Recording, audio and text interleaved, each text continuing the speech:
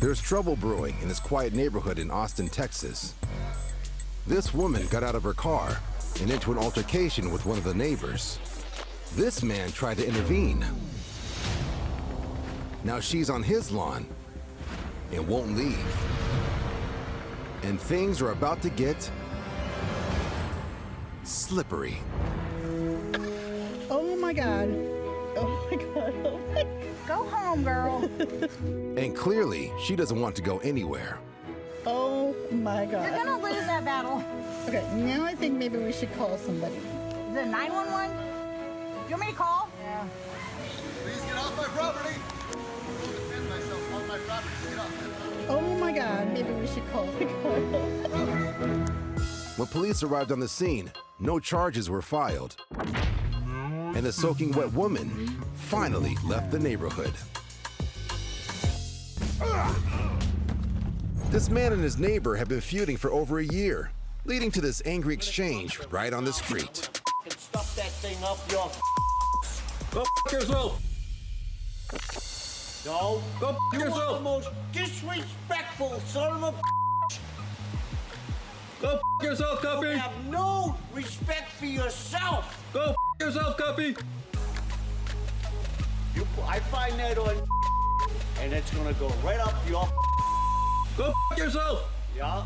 Well, I already put in a complaint to the police yesterday about you. Go f yourself!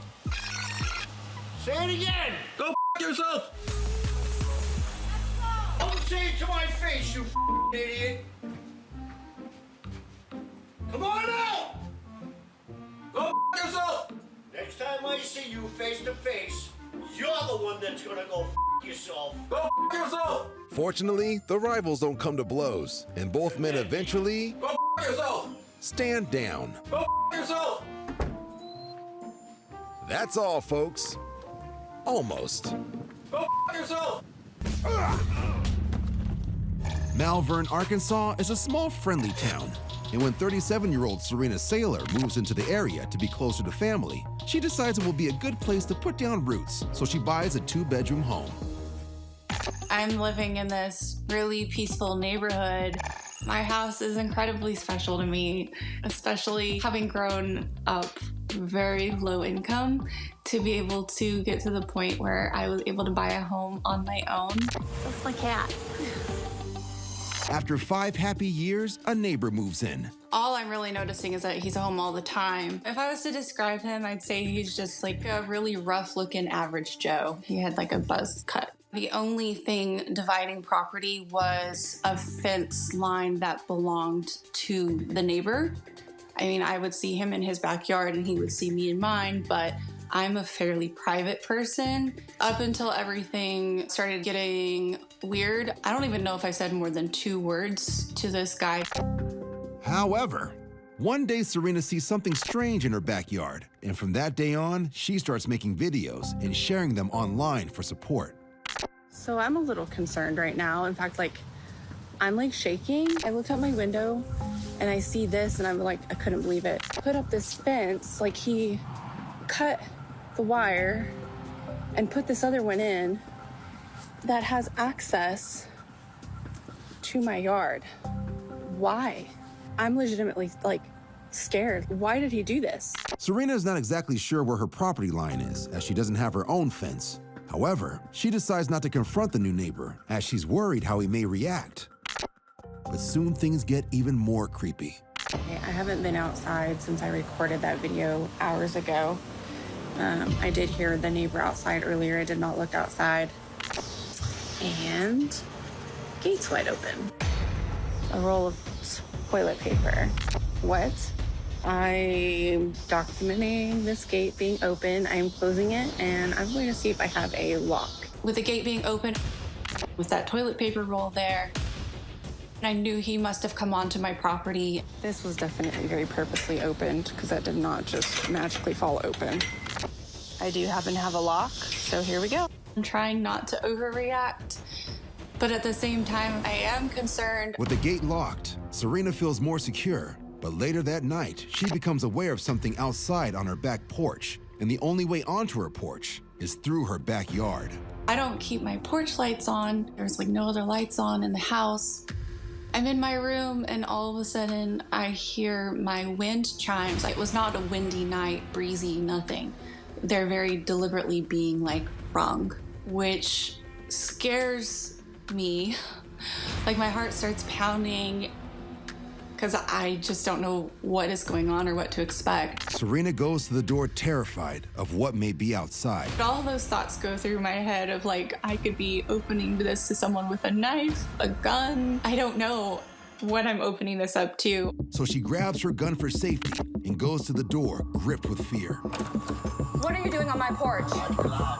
Get off my porch. Really? Get off my porch. You opened the gate onto my property. It's my gate. You put a lock on it. My property goes to your fence line. I'm not gonna shoot you. Get off my property right now.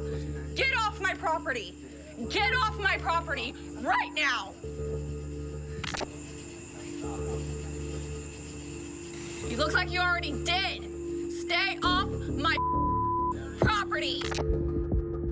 I did feel good about the fact that I could get him off my property and that he left, but it was very short-lived because I knew this fight wasn't over. In the next few weeks, Serena's neighbor continues to trespass on her property. Will you please get off my property? You're not supposed to be over here. Don't ever come on my property again. Serena installs an 8-foot-high fence so her neighbor can't invade or even see into her backyard. I has a fence. But there's a gap in the fence between their properties that her neighbor is exploiting. My crazy neighbor was coming through that gap, and that's how he was accessing my backyard so easily still. Why are you on my property? Please get off my property. You've already had an official warning from the police. So I put up a barrier to protect that. He kicked over that barrier. Serena is terrified as her neighbor is carrying a stick. That's when I called the police and he got an actual trespass charge. And the next night, he kicked in my front door in the middle of the night. This time, the neighbor goes round the front of the house and kicks Serena's front door until it's damaged. Serena is sleeping, so she doesn't record the vandalism and only wakes up to see him running away. However, her mother, who is staying with Serena to make her daughter feel safer, films the aftermath. There's no way to even lock it now? No. Oh, great. That was probably the scariest thing. 2:40 in the morning, and all of a sudden you just hear this shattering sound. After this incident, the neighbor is arrested and charged with criminal mischief and assault. He's currently awaiting trial. Serena takes out a restraining order against her neighbor, so she's more confident he will not trespass again.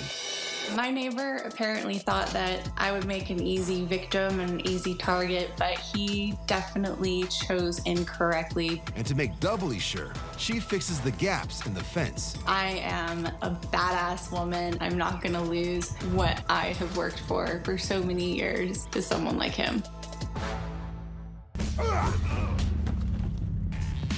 It's Halloween, and a homeowner in this Cincinnati neighborhood has fallen victim to a uniquely hair-raising prank. Can you hear me okay? Yeah, I can hear you fine. What's up? Okay, I was just wondering about your Halloween blow-up ghost. Why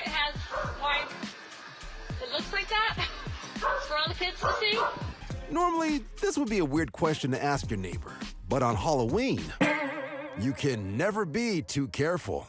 Did you know it has a giant penis? Hey, did you know your ghost has a giant penis on it?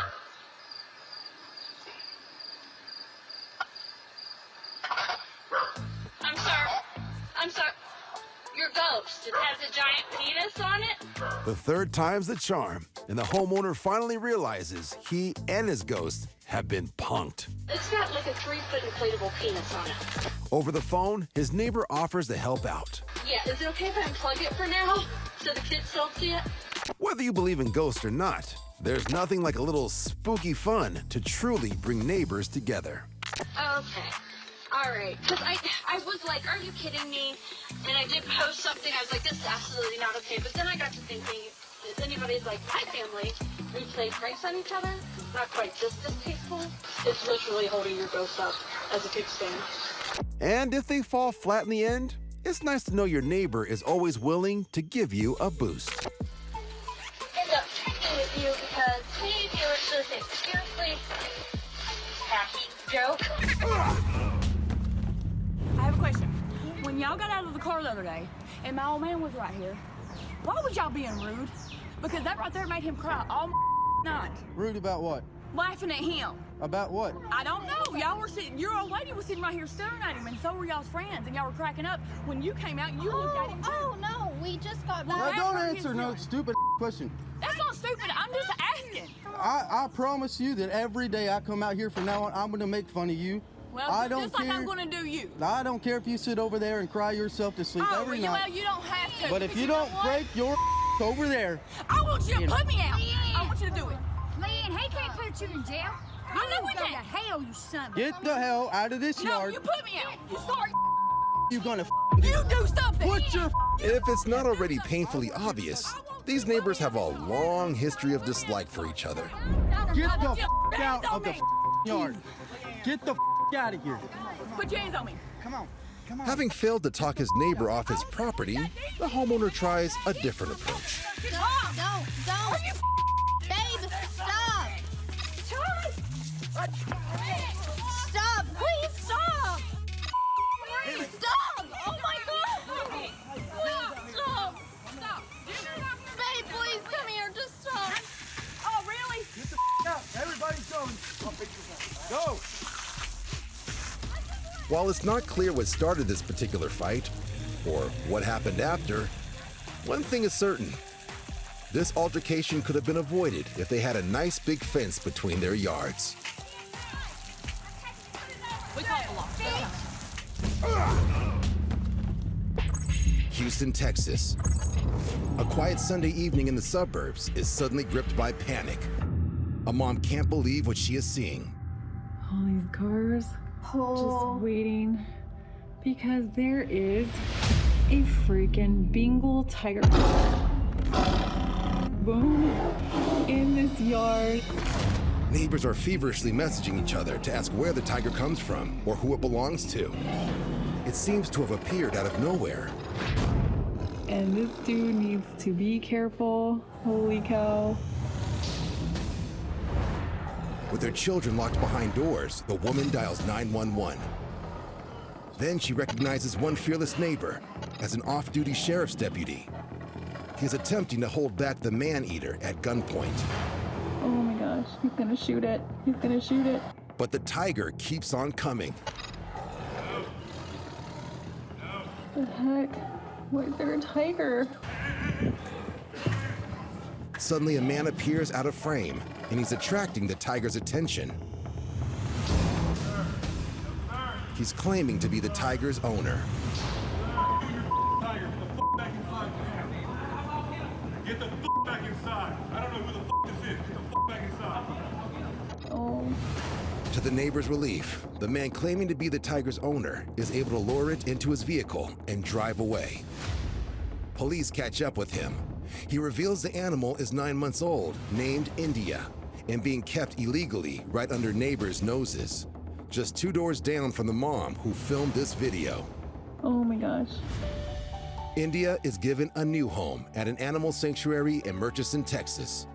Called Black Beauty Ranch, it is run by the Humane Society of the United States, which is lobbying for legislation that would prohibit big cats from being kept as pets. Henry Grau is a computer support advisor who sees his neighbors more than most since he works from home.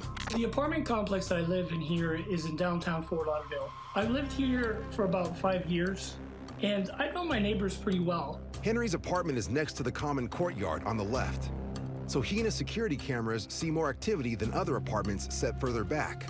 In October of 2019, we got 2 gentlemen that moved into the middle apartment right next door. For the first few months, Henry's relationship with his neighbors goes well. Until the night of December 17th. I'm sitting at home one evening and I'm noticing some activity outside in the security camera.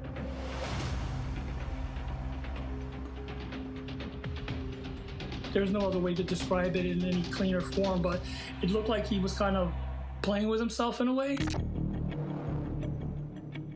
It made me very uneasy. I felt kind of like I didn't have any privacy all of a sudden. He just totally took away my freedom at that point because I kept having to go check the windows. For 6 nights after the incident, things are quiet. Until December 23rd at 7 p.m., when things escalate. I thought, I wonder what's going on out there. The neighbor is working in the courtyard garden, right outside Henry's window. This time, Henry confronts them. I went outside and I'm like, hey, thank you very much, but if you could just leave it alone. It's kind of creeping me out when there's somebody out here at all hours of the night. I came back inside, I noticed he was still out there. And I said, wow, this guy's not gonna stop. If it takes for you to leave my window alone by pulling out every last plant, I'll pull them out. Henry decides the only way to keep his neighbors out of his garden is to have no garden at all. You know what? Get out of here! What are you doing? I asked you to leave it alone! I asked you to leave it alone! What is your problem? Look at this! After that, our relationship started to deteriorate in a way that was quite shocking. The more Henry tries to avoid both neighbors, the more they continue to harass him, including pounding his windows at random times throughout the day.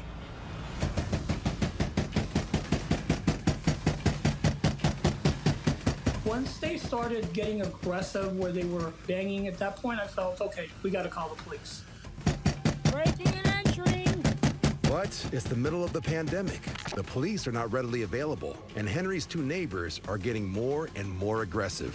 It's scary as heck because we didn't have any help.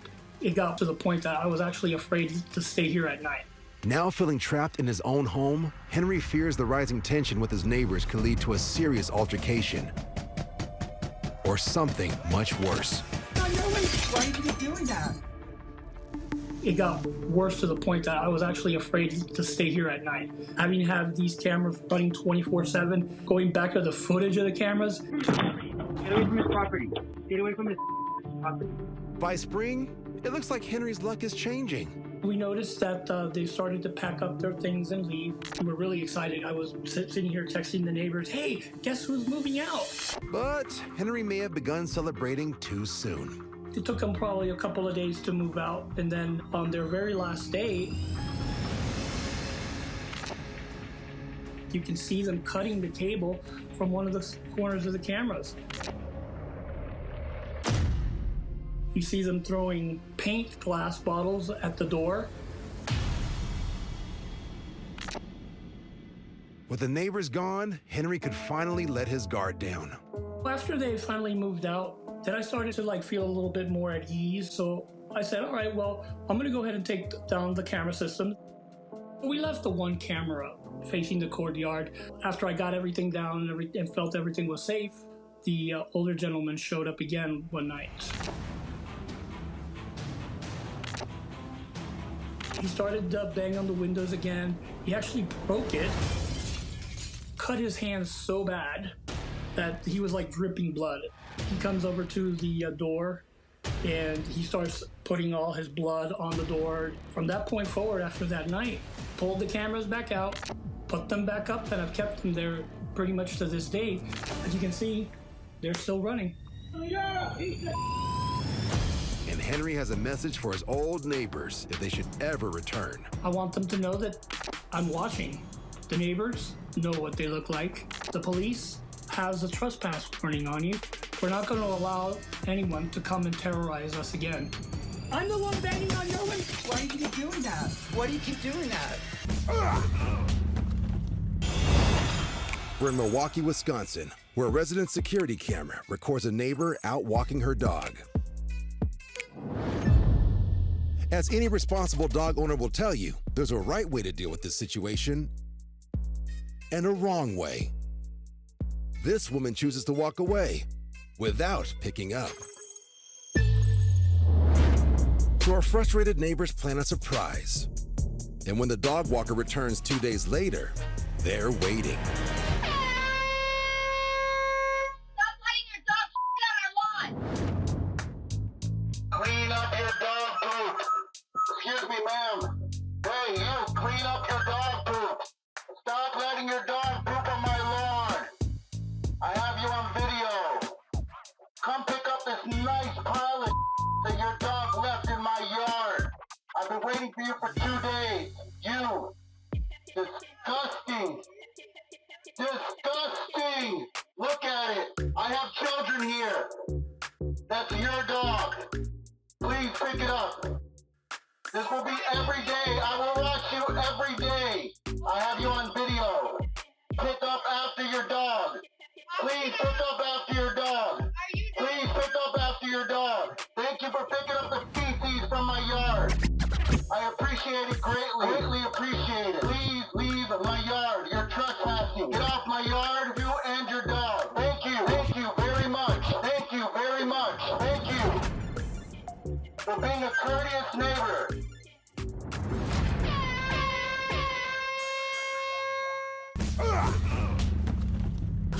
It's a beautiful day in the neighborhood in Costa Mesa, California. Perfect for cruising around in the sunshine. But for these unlucky teens, one grumpy neighbor has come along to darken the mood. You're dumber than a box of rocks. You're not wearing a helmet. I'll call a cop on you, buddy, if you want. All right, go for it. What did he do wrong? He's doing 50 miles an hour. According to this guy, the speed limit applies to everyone, no matter how impossible. 50 miles an hour. On a bike? 10 miles an hour. Just drive off. Sensing serious discipline is needed, the man raises the stakes even higher with an ominous warning. What do you do? Sons of bitches. I happen to be one of the guys on board. Okay? You want to be fined? I can do that. Why are you getting in our face for? Because this damn thing is going too fast. It's two-stroke. Unfortunately for him, the kids don't seem to care about his high-ranking position within the neighborhood. So stop being dramatic. I'm not. You stop being dramatic. How? We're not going 50. You were doing 50. That doesn't even go 50. That goes 15. Even the chairman of the board can't argue with physics. Instead, he makes a dire prediction. Whoever lives here or whoever owns this will be fined. Okay. Because I'll make sure that it happens. Yeah, I'm sure you will. Okay. You seem like the type. Yeah, I am the type. Yeah, I guess. Stop it. And put a helmet on your head. We don't come by. Hey, buddy, you asked for it. Yelling at mine is really dumb. Bye. Yeah. So let that be a lesson. When riding a bike around your neighborhood, stay below 50 miles an hour, or else. Bel Air, California is known for being one of the fanciest parts of LA. And its many mansions and large plots of land serve as an ideal way to have some privacy from neighbors. Enough privacy for midday skinny dipping in a secluded backyard pool. The only problem? This naked man doesn't live at this house. He's a total stranger. Now inside the house, the naked intruder moves from room to room. At one point, even commandeering a pair of shoes. Luckily, the homeowner is out, but she's been alerted to the man's presence via the security app on her phone. Shocked and scared, she immediately calls her husband, and he's upstairs. No, someone came inside the house. Inside whose house?